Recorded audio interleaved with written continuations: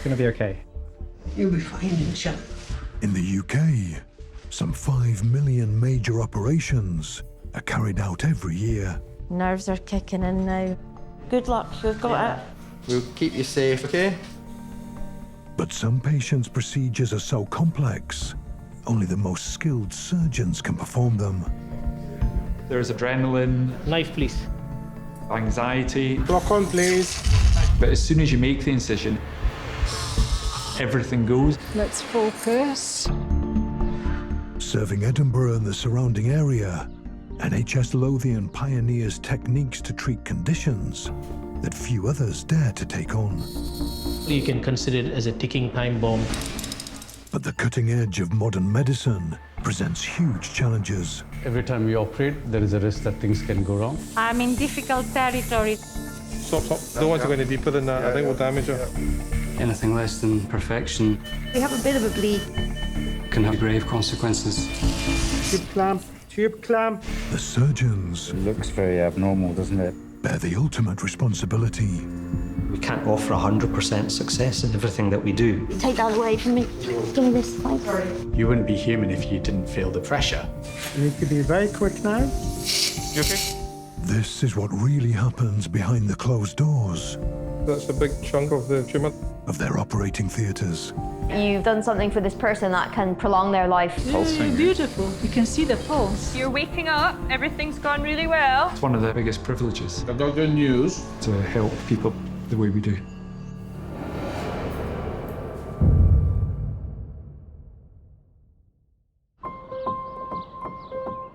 Edinburgh, a centre of medical innovation for over 500 years. The hospitals of NHS Lothian, home to world-renowned specialist teams, serve a population of almost 1 million in the capital and beyond.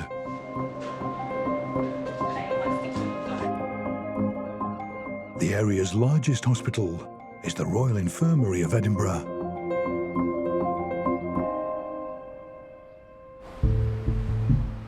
Consultant surgeon Ravi Ravindran, known as Ravi, is a hepatobiliary specialist, taking on complex cases involving the liver, pancreas, and gallbladder. Well, I come from India. I grew up in a small village. I was very much influenced by a doctor who lived in a town where my father worked. I was inspired by him from age of 5, 6, and from that age onwards, I wanted to become a doctor, to be like him. Ravi's next case is so rare, it's only been done in Scotland 3 times before. And it requires the expertise of a second consultant, transplant surgeon, Andrew Sutherland. Andrew, this is the patient we're operating tomorrow. She's 21. Their patient is suffering from recurrent acute pancreatitis, painful inflammation of the pancreas. There, in front of the pancreas. Then we have the bowel. The pancreas aids digestion by producing enzymes and regulates blood sugar with hormones and insulin. But the pancreatitis has caused toxic substances to get into the bloodstream. Looking at the scan, we can see that there's been a fair amount of damage from this recurrent pancreatitis. Once the pancreatitis happens, it not only causes problem locally, some of the toxic material are released into the circulation. They can go and affect the kidneys, lungs, heart, and other organs in the body. It can cause several complications, including death. Ravi and Andrew plan a highly complex, revolutionary operation, removing their patient's pancreas while saving its vital insulin and hormone-producing cells, called islets, and transplanting them back into her body. Ability to separate the islets from the pancreas and then use that for the same patient. So that's really remarkable. Amazing, you know. They're their own cells that are going back in, and therefore the body accepts them and doesn't reject them. It's a rare and risky procedure, but could change their patient's life.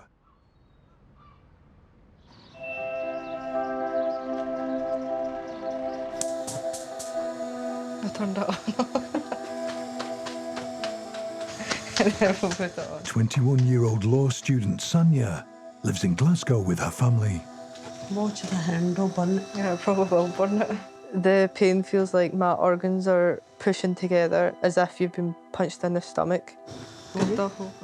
I've been living like this for the past 10 years. That will do just now, thank you. As a father, seeing Sonia in a pain all the time, it's like somebody would pushing the knife into the heart, you know. So you're feeling something, you want to do something for them, and you will not be able to do it. You mean the time you push me on it? Sometimes I try and hide the pain because I don't want to tell my family, because I don't want to stress anyone out. It's very hard living with pain constantly. It scares me a lot. Until her pancreatitis is treated, she's had to defer her place at law school. I want to do this because I want to be able to make my mum and dad proud and say that, yeah, they've got a lawyer in the family, like, you need anything, she's a lawyer.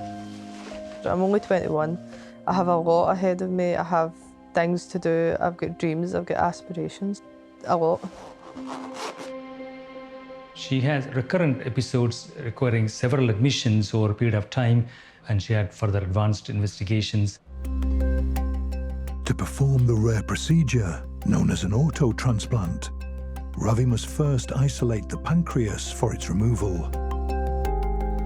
Then he'll cut the bile duct and blood vessels attached to the pancreas. But the blood supply to the pancreas also involves the spleen and part of the small intestine, the duodenum. They must be cut so all three organs can be removed at the same time. The pancreas will be prepared for the lab, where the islet cells will be carefully extracted. While Ravi reconstructs Sonia's digestive tract, reconnecting her bile duct, small intestine, and stomach. The islet cells will then be transplanted via the portal vein into Sonia's liver, where they will release insulin and hormones into her bloodstream again. The main risk of the operation is bleeding, infection, and damage to other surrounding structures or organs. Is quite high-risk surgery. If the operation isn't successful, Sonia may develop a dangerous form of diabetes. But what we've seen with these patients in the past where they don't have islets is they get brittle diabetes and their sugars go very high and then very low with no control.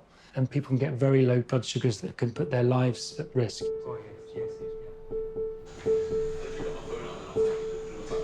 Yeah, no, that's a brave girl, you know. How are you getting on? Fine. Yeah? Yeah. Yeah. I just want it done. I'm actually excited about the operation because I've been waiting all these years, so if it's going to make me feel better, then it's better to do that. Like your mum, okay? Good girl. You'll be fine, inshallah. We need to go through it because sometimes the things that we bear are the things that are going to give us a peace. Across NHS Lothian's 55 theatres, surgeons are preparing for the day's operations. In Theatre 15 at the Royal Infirmary, Ravi is briefing a team of 14, including Andrew and fellow HPB surgeon, Mike Hughes. We are doing this operation to remove the whole of the pancreas and the spleen. Then we'll go to the lab. At the time, we'll be doing reconstruction, and then we just have to wait for the islets to come back. Okay, so we're just going to start giving you some oxygen, okay? You're in very safe hands. Nothing to worry about. Okay to start, Ollie? Yes, thanks, Ravi. Yeah. Ravi starts by making a 30-centimetre incision across Sonia's abdomen.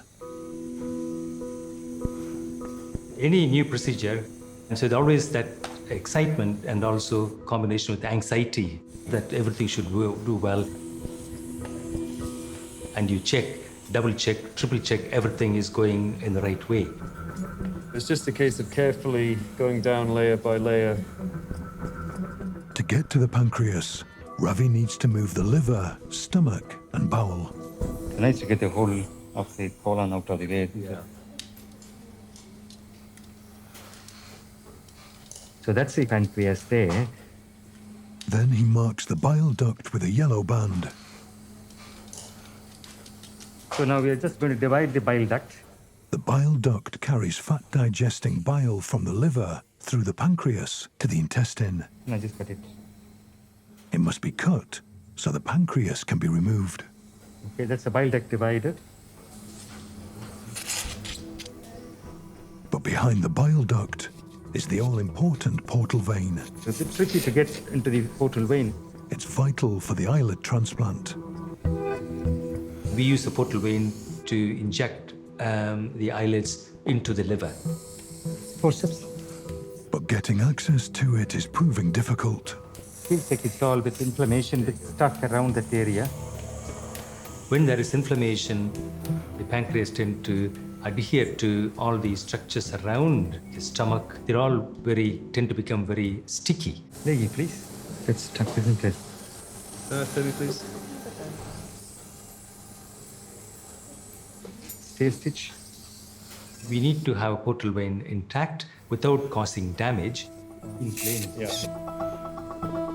Any damage to the portal vein would mean the transplant can't go ahead. When you do an operation which has high risk of complications and risk of death from this, the stakes are quite high.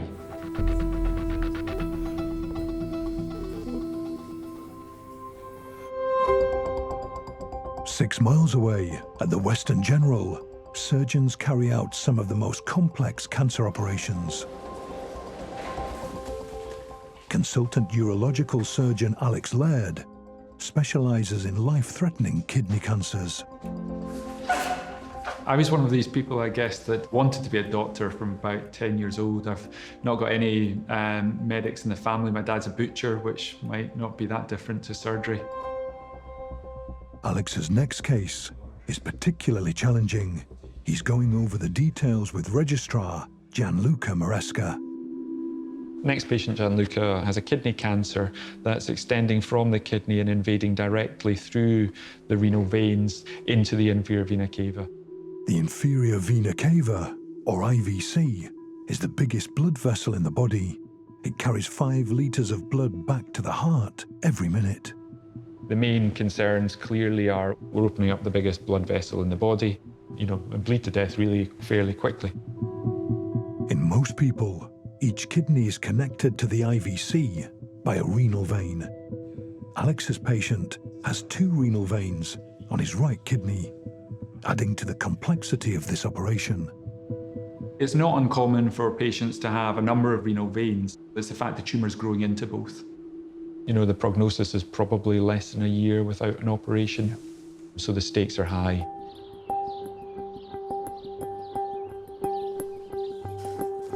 This needs really tidied up as well, eh? Alex's patient is 61-year-old Ed, who lives in the west of Edinburgh with his wife, Arlene. I describe myself as quite an active person, like doing things around the house, in the garden. And I love doing it, actually. Keeps me happy. 3 months ago, Ed had a scan following a checkup. They found a lump, or I thought it was a cyst or something. This cancer thing was on my kidney. You want a couple, Mrs. Thank you very much. Lovely. Now, the nurse found a shadow on the kidney, and if she hadn't seen that shadow, I honestly don't know how. It would be horrible. I just thank that nurse so much for that day. Since my diagnosis, I have felt a lot more tired. I can't do as much around the house as I want to. It's tiring. It's tiring. Arlene has partial paralysis in her left leg, Take it from that side. and Ed's been her full-time carer for the last 15 years. He's an absolute gem, and we need him here. So he's a big part of this, a big part of my life. And look, there's us in our young days. Oh my God. Before we had any children. My important thing in life is mainly look after my wife, make sure that she's okay. Because she relies on me for a lot of things. If it wasn't for me, where would you be, yeah? I don't know what we'll do without one. I just don't know. Be difficult.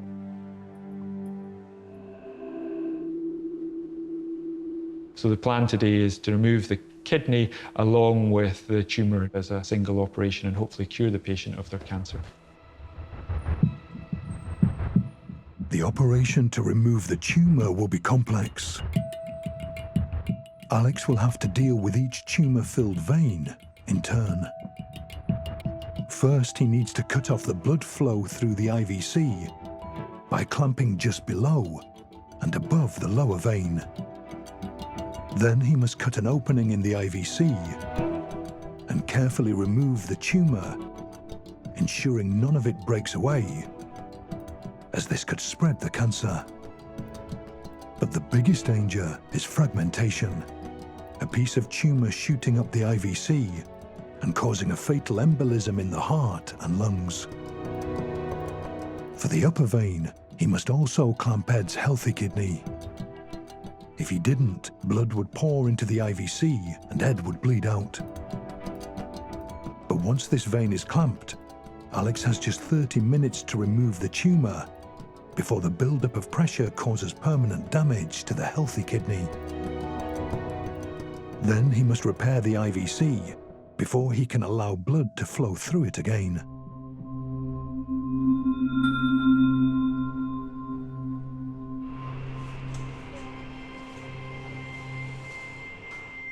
We'll be fine. We'll be absolutely fine. It'll all be good, okay? I want to see Ed back in the garden. I want to see him back with his usual smile on his face. Just the old Ed back. Good luck. You've got it. You've got it. It'll be fine. Bye. It's 8:30 a.m. and at the Western General's Theatre B, Alex is briefing his 10-person team. So he's a 61-year-old man. He has a reasonable size, 12 centimetre right renal tumour with 2 renal veins. Got the renal tumour invading the renal veins and coming into the inferior vena cava. Great. And what procedure are you expecting to have done today? My right-hand kidney. My wife, she looked after me for so many years. Had 3 beautiful kids. Or a lot. I'd be devastated if I had the thought that I wasn't going to be around to help them as much as I can. Close fitting around your mouth just to form a nice airtight seal.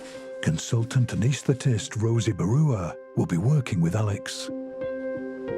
To be a good anaesthetist, you need to have a really sound knowledge of physiology, pharmacology, and we'll see you about supper time. But then you also need to have really good empathy and communication skills because you're really looking after people when they're often absolutely terrified. You're doing really well.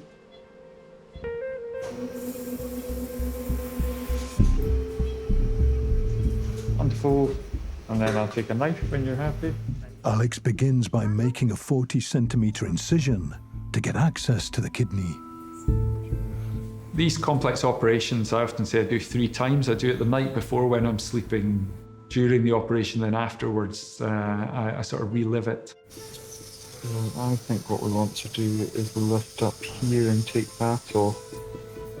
The kidneys sit at the back of the abdomen, near the spine. Steve, if you would just lift that up, just carefully. Yeah, and that'll allow us to rotate the bowel. To reach them, Alex and fellow surgeon Steve Leung must first move the colon and small intestine out of the way. Yeah, create some room. By dissecting tissue to mobilize them. See? Well, that's much better. See where we need to go now. Yeah.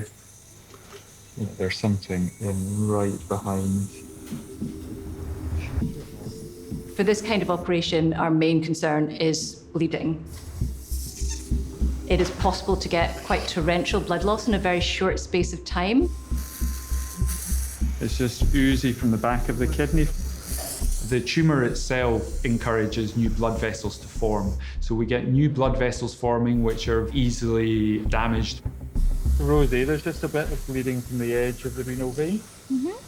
Rosie's role's key. I can't do this operation on my own, no one can. It's very much a team. The anaesthetist is keeping the patient alive and allowing you to be able to do the operation for the patient.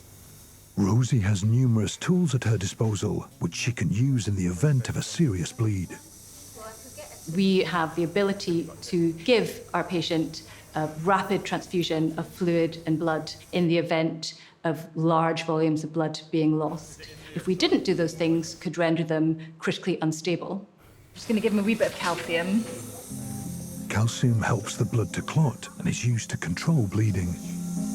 Every time our heart beats, 25% of that blood goes through the kidneys. And so if we were to open up the blood vessels to both kidneys, within 4 minutes, all of your blood volume would leave the body. So just there, exactly. When we've got bleeding like this, we want to control it as quickly as possible. As the bleed continues, Rosie monitors Ed's blood loss. I think we're at about a litre. Okay. Roughly 20% of Ed's blood volume has been lost. Once somebody's beginning to lose about half of their circulating volume, it becomes a bit of a vicious circle. When a patient deteriorates, they can deteriorate very, very quickly, and it can be life-threatening. Got a bit of pressure on it just now to get control, but I've not got control with the stitch yet, Rosie. If Alex can't stop this bleeding, Ed could bleed out. How can we deal with it? Can I stitch it? Is that going to make it worse or better? Even with a stitch, they bleed more. And that's where the stress comes in. Proving more difficult than I would anticipate. Can I get on top of this? Can I get control? And how are we going to proceed?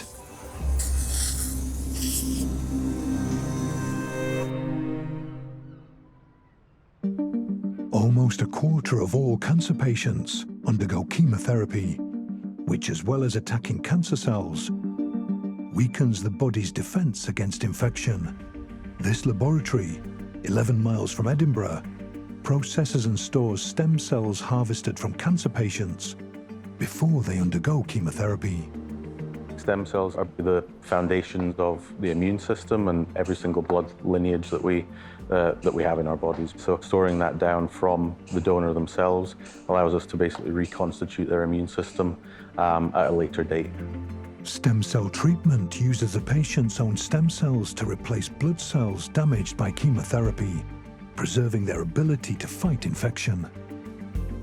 So we've received these cells yesterday, and the guys are now in the clean room adding cryoprotectant. To preserve the cells long term, they must be stored at extremely low temperatures. Cryoprotectant is a chemical that replaces the water molecules that are within the cell. Because if we freeze down those cells too quickly or with water molecules within the cells, they're going to start breaking apart because it's going to crystallize the water. So cryoprotectant allows us to preserve the viability of the cells. Once the guys have added all of their cryoprotectant, that's when the clock starts ticking. The stem cells must be frozen within 1 hour of leaving the clean room. Bag number 1. Number 2. We need to get these in quick because we're coming up to the 60 minutes. And bag number 3. And 3. The chamber is going to control the rate of the freeze down to minus 100 degrees Celsius. From there, we'll bring them to the tanks, which is down at minus 196 degrees Celsius. These cryogenic tanks contain the stem cells of 500 cancer patients. This allows for long-term storage for weeks, months, and years. The tanks can keep the stem cells safe for up to 10 years before being transplanted back into the patient to restore their immune system. I think we all know someone who's gone through cancer therapy. For us, being able to genuinely be part of saving lives, although we kind of sit in the background quite a lot, it's really rewarding.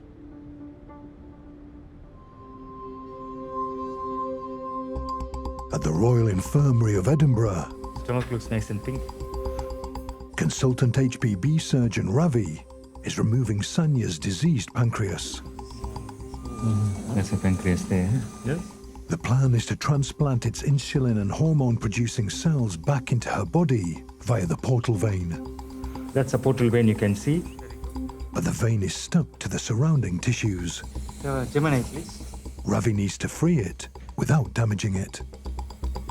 Sometimes damage can happen. If that happens, it's very difficult to reconstruct and salvage that.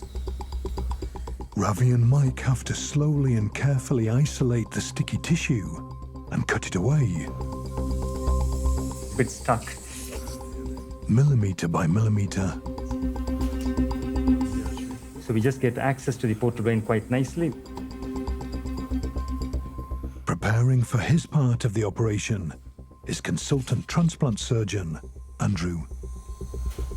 Hi, Ravi. Hi, Mike. Hi. Pop down, see how you're getting on. And how does the pancreas look? Pancreas not too bad. You know, it looks a bit stuck with the previous pancreatitis. Yeah. I'll leave you to it. Yeah, thank you. Ravi, 10, 12 years ago, he was my boss and mentor. So when you need to discuss and make a decision, we can kind of communicate very well with each other.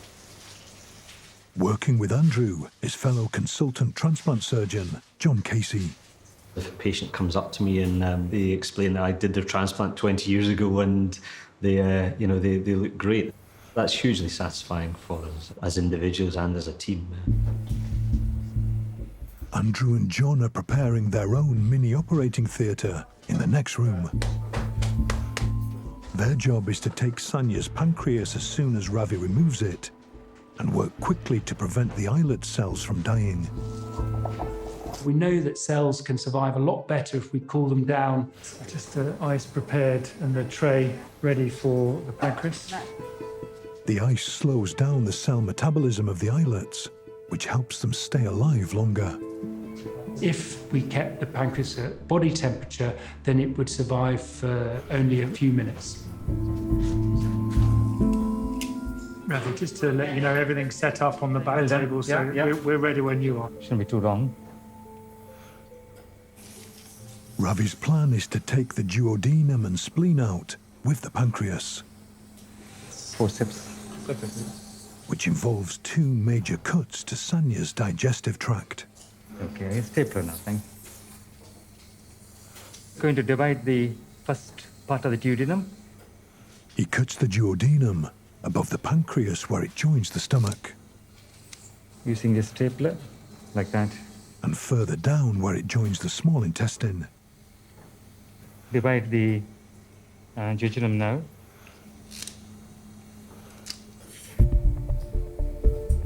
Sonia's pancreas is only connected to the rest of her body now by blood vessels that are keeping the islet cells alive. If you remove or stop the blood flow, and immediately the pancreatic islet cells, they'll start dying. Clear for launch. As Ravi cuts the blood supply, the race to save the islets begins. Okay, that's a specimen out. So that's how it's better to go. Okay, thank you.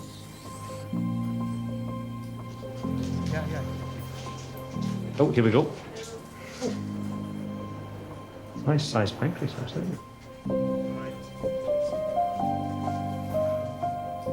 So the most critical thing for us to do when the pancreas is out of Sonia's body is to cool the organ down to help the islet cells within the pancreas to survive. There's this splenic artery here, John. They need an artery to infuse the pancreas with a preserving fluid that cools the tissue down to 4 degrees. Nice. Okay. Okay, we'll start diffusing. Start diffusion. Is that running through? Yeah, it's running through anyway. We're working under quite significant time pressure. It's important to remain calm, it's important to remain focused. Trying very well, actually. So now we've perfused the splenic artery. Are you happy with that? I think so. Yeah, that's pretty much cleared, isn't it? While Andrew and John work on Sonia's pancreas, Ravi has to reconstruct her digestive tract. Okay, get a forehand, please. To remove Sonia's pancreas, duodenum and spleen, he had to sever her bile duct and cut the duodenum at the top near the stomach and further down.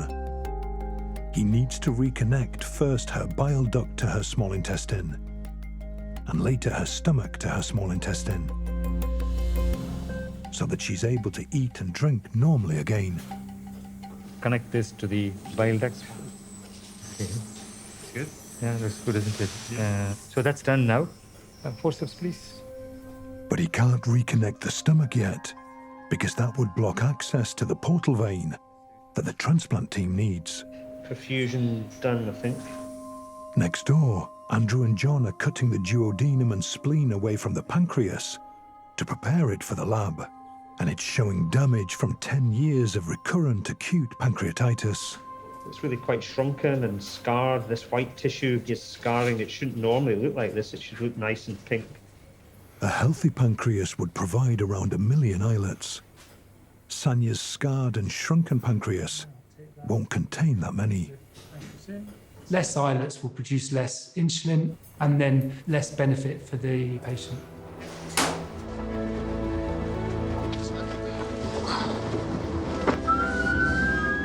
With every passing minute, more islet cells will die. The lab is 11 miles away. As well as stem cell processing and storage, it's one of only 3 labs in the UK where scientists can perform the highly complex process of islet cell extraction. Okay, get a forehand, please. Without her pancreas, Sonia is severely diabetic. She's relying on the surgical team to provide insulin to keep her stable. All hope now rests on whether the lab can salvage any vital islets. Out of all people, this is the person who needs islet cell transplant.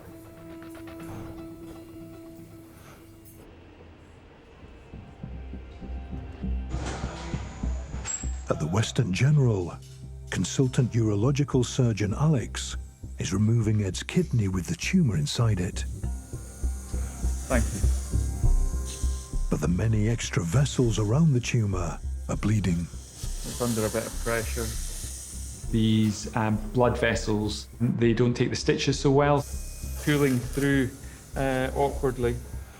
They can be really difficult to deal with.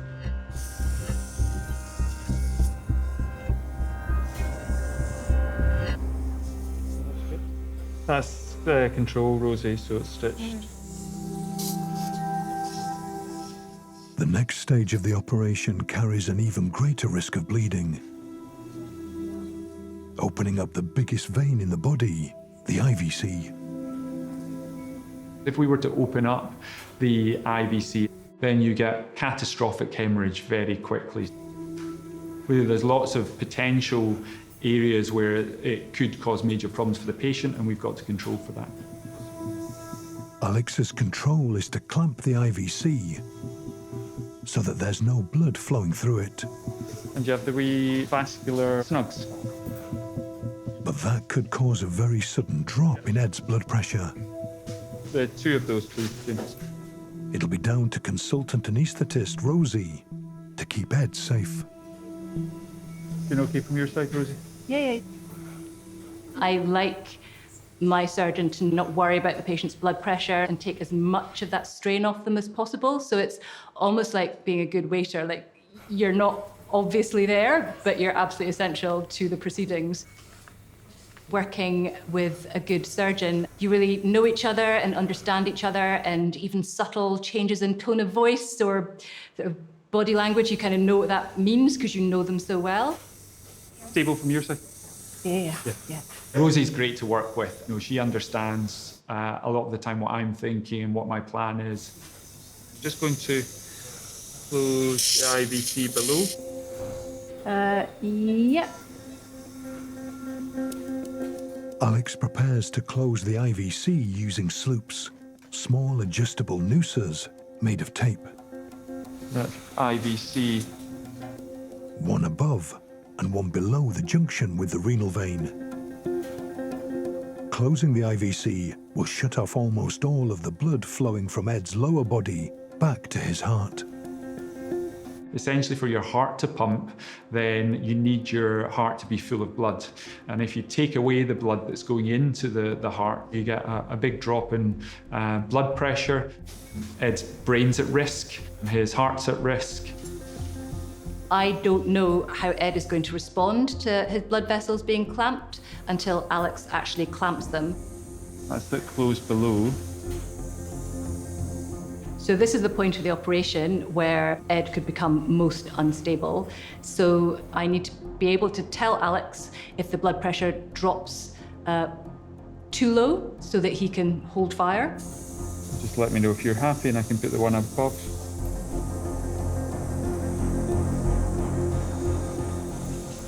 You okay? See the BP on its way up before you clamp anything else. You're just dipping down below 90 when you do that. Blood pressure under 90 is considered low. At this point, it's clear that this degree of clamping was not being tolerated by Ed in the form of his blood pressure dropping.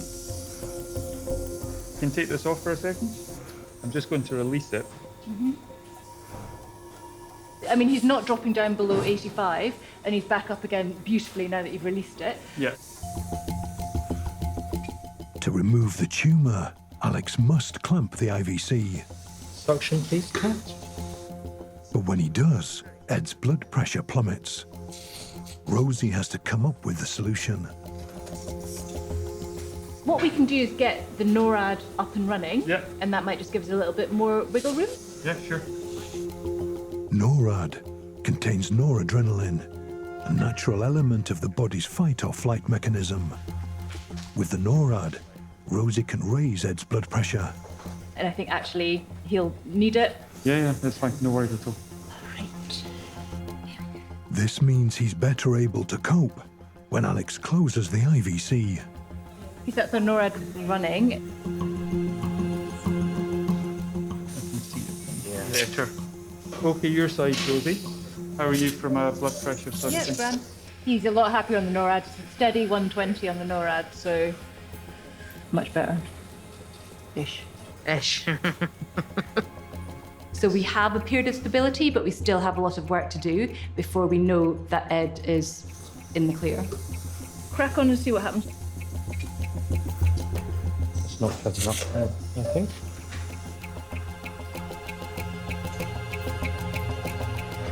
Clamped? Yeah, clamp. That's it, just clamp in. We're just about to open the IVC. Happy for us to go? Yep. We'll use a knife to open the IVC. We've been operating for about 4 hours by this point, and then we're going to do the most important and the most risky part of the operation. There's a bit of adrenaline, a bit of anxiety. There's all of that feeling, but as soon as you make the incision, everything goes. We're past the point of no return. We've got to make sure that Ed doesn't bleed to death.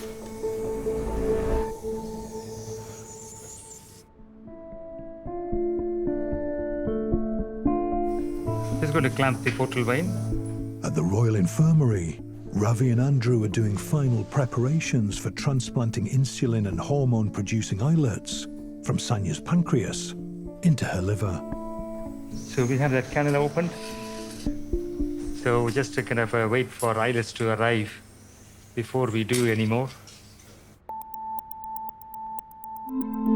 Her pancreas is at the specialist lab just outside Edinburgh, where technicians are preparing to extract the islet cells.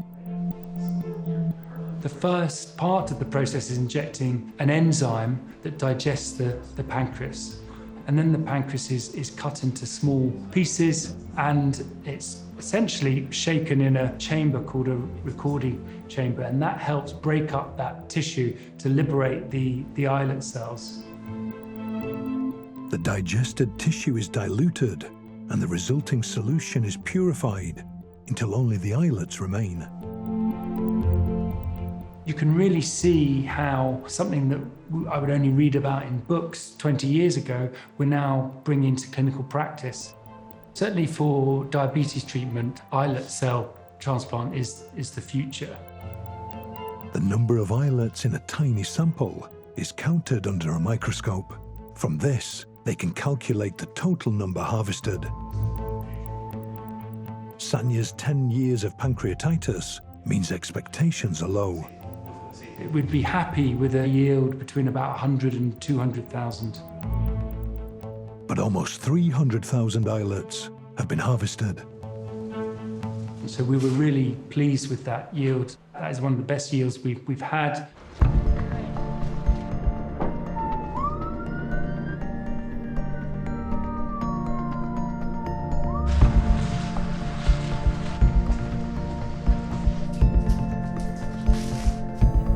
Oh, stitch please, 4 Prolin.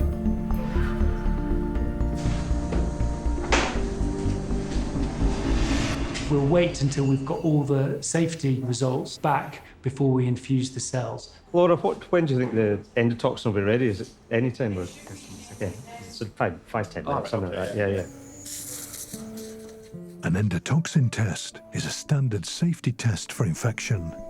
The vast majority of the time, the endotoxin test is negative. We can put this underneath that blue. Hello?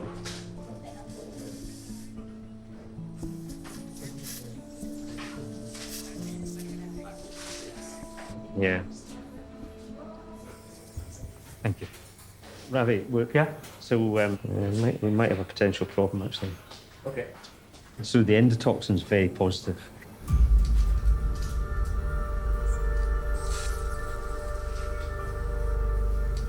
You're all completely in a shock. My first reaction was surprise. We've never seen a positive endotoxin result in an auto islet transplant. We're heading into the unknown. What I might do, I might phone Steve White, actually. Yeah. Okay, we'll wait. Yeah. Professor Steve White helped to pioneer islet cell transplants in the UK and is one of the few leading experts John can call on. It's gone up to our lab as usual. This is the most positive endotoxin they've ever seen. So you'd expect less of a chance of endotoxin, wouldn't you? But it was just such a surprising turn up. Steve, thanks a lot. All right, cheers, mate. Thanks. See you. Bye.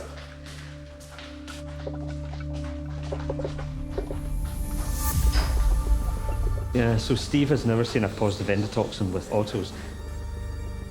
So, I mean, it clearly does suggest some contamination from somewhere. None of Sonia's pre-op tests showed any sign of infection. The laboratory process, the risk of contamination is very, very low. So most likely it's come from her pancreas itself. And the question is, would you be comfortable putting a endotoxin positive infusion into a portal vein? Is this a red light? Do we have to stop at this point and not go through with the infusion? The automatic answer is we shouldn't go ahead with this, but she's also got a lot to lose from not going ahead. Yeah. It's not a black and white decision, actually. It's very much a risk-benefit decision. It's option one, go ahead with the islet cell transplant and try and treat the bacterial infection with antibiotics. Option two, not go ahead with the islet cell transplant, except that Sonia will be diabetic after the operation. The problem with a condition called brittle diabetes, blood glucose level goes too low. They get into terrible problems and recurrent admissions to hospital. Sometimes people die with hypoglycemia. Very much what's going through our mind is what's the correct thing to do for Sonia, who's there in front of us. Yeah. We know that injecting an infection directly into someone's bloodstream is about as harmful as you possibly can do.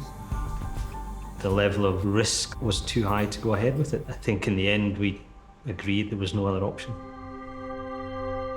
The team's decision is to abandon the islet transplant. Yeah. You're happy with that plan, Ravi? Yes, yeah.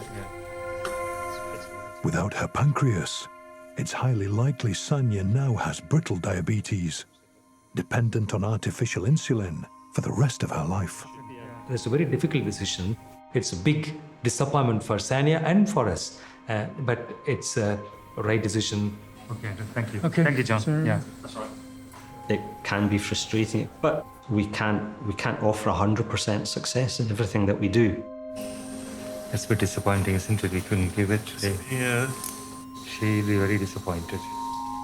I really felt for Sonia that she wasn't able to receive those cells, but I think at the same time, if we were to infuse an islet cell suspension that included bacteria, it could be fatal. Could I have, lived with that? There was definitely no way then that we could have justified doing something that could cause so much harm to her. We've made the right decision. All Ravi can do is finish his reconstruction.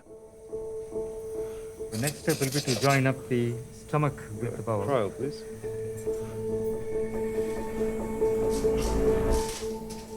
You happy with that? Thank you. Okay, we're just about to close up now. And not every time operation will go well. Yeah, that's the problem. Thanks, Ravi. That's great. Thank you very much. Thank you. So that's something is difficult. Just trying to come to terms with it, that's the main thing for her.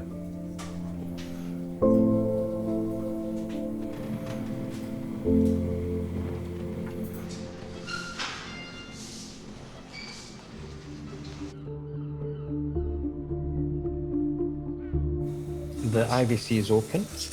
In the Western General's Theatre B, Alex has first sight of the tumour that's spread from Ed's kidney into the IVC. You've got tumour coming out here. This small dark ball is only the edge of the large tumour that has invaded the kidney and will kill Ed if it isn't removed. The risk is fragmentation, isn't it? Yeah. If he leaves a fragment of tumour behind, when blood flow is restored, it could travel up to the lungs and cause a fatal embolism.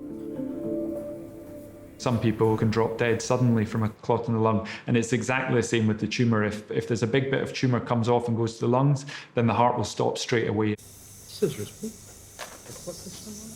Alex needs to free the tumour without touching it or damaging the IVC. We've got to be as careful as we can when we're dealing with the IVC itself. A bit of tumour poking out there. Yeah, absolutely.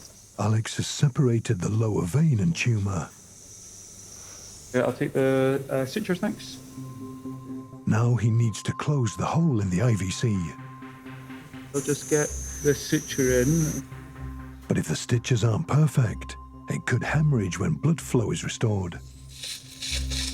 I guess urology is plumbing, mainly of the waterworks, but this is a bit of plumbing of blood vessels. Essentially here we've got a few centimetres hole in a tube. So we've got to be very controlled.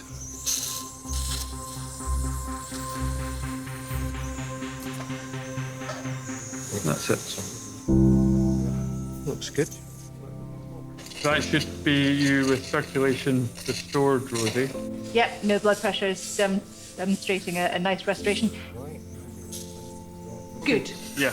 So are you happy for me to start, or do you want me to... No, we're on our way up, so go for it. Okay.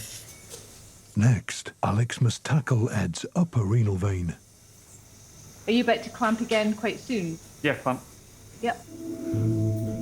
Dealing with tumour within the vein, that's technically quite demanding and at high risk for the patient. And because it's in both veins, that risk is double. So we've got to go through that technically demanding part of the operation twice. We're going to do the same again.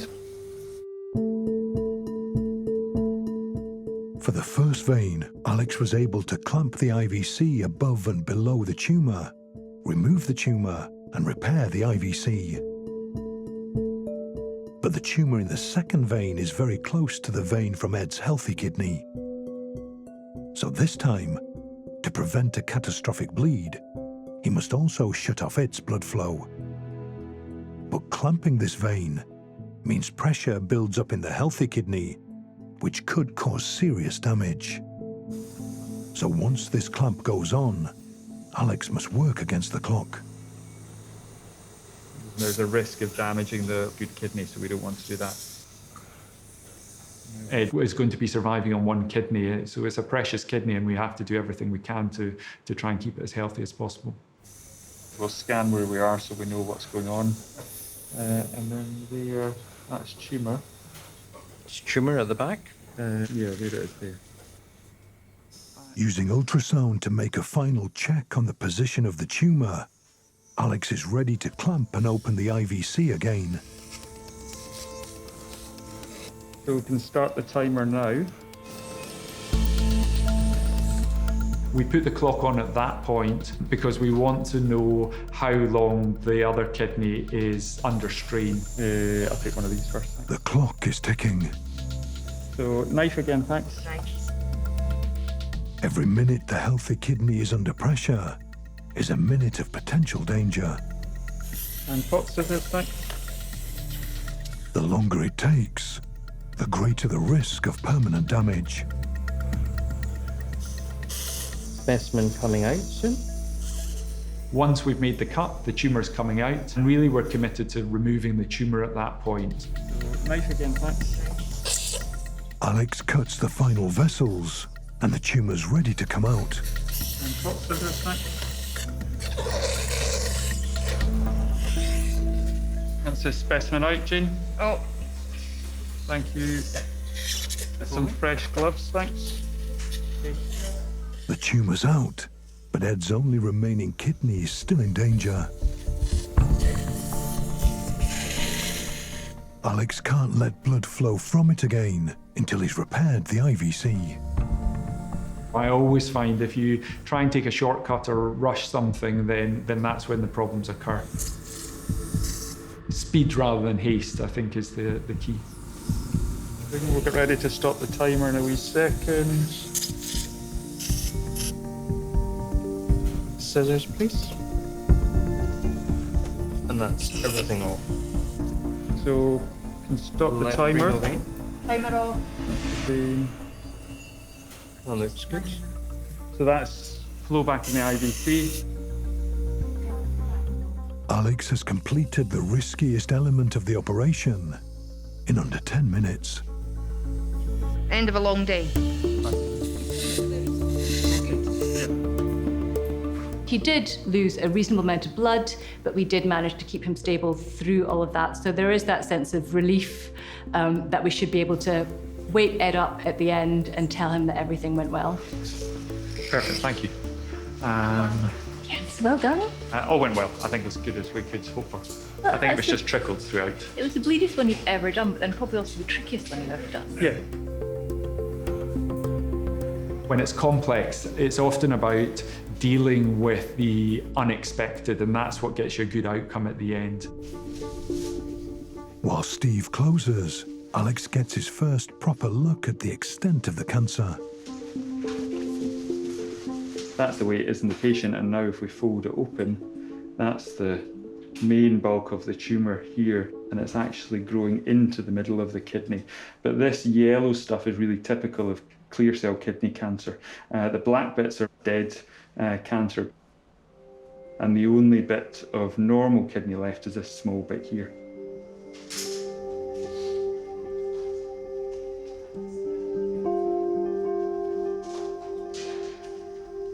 Oh, hi, is that Arlene? The most important thing, the cancer's all been removed. So everything we could see is completely out, veins all repaired. No problem at all, take care, bye-bye. Bye.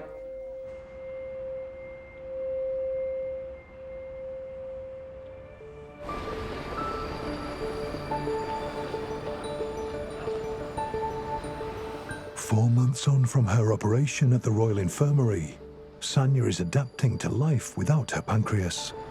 Although the surgery didn't go as planned, Dr. Ravi did everything he could, and that's all you can ask for. I don't have the pain that I used to do because I've fully removed my pancreas, so now I'm able to live a life without pain. With her pancreas removed, Sonia's body doesn't have the hormones and enzymes normally used to regulate blood sugar and absorb nutrients. Could I have an ice mocha? she will be insulin dependent for the rest of her life. The type of diabetes I have is brittle, so it's hard managing the highs and lows. And I guess it's just getting used to the fact that the diabetes will be there, but if I can manage it, then I'll be fine. Going to uni means a lot of things for me. This is what I'm working towards my full life, making my mum and dad proud and actually becoming something that I wanted to since I was younger.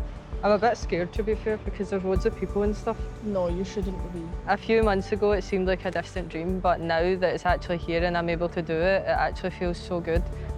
It's disappointing that we couldn't get islet cell transplant for her, but she will have much better quality of life. She wants to go back to university. All that she'll be able to do without ongoing pain. So I think very positive about Sonia overall.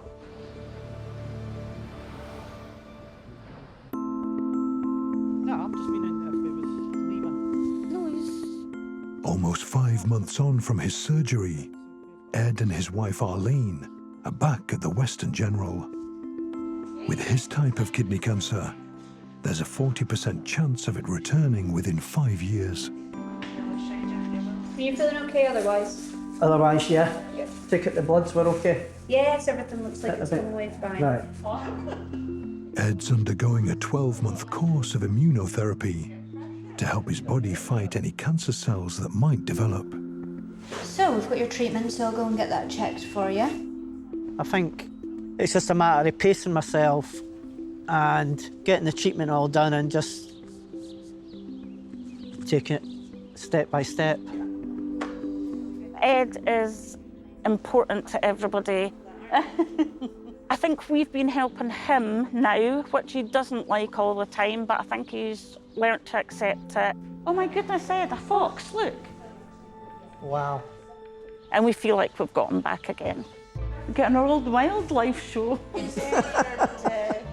think it's amazing that for the operation to be a success, and hopefully I'll get better and better as time goes on.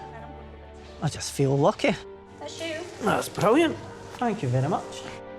This operation's hopefully been curative and that will allow him to continue the rest of his life without kidney cancer. So we're very lucky to be able to help people the way we do. Oh, the squirrel. Oh, certainly getting our wildlife today. I think it's a demanding job, but a really rewarding job.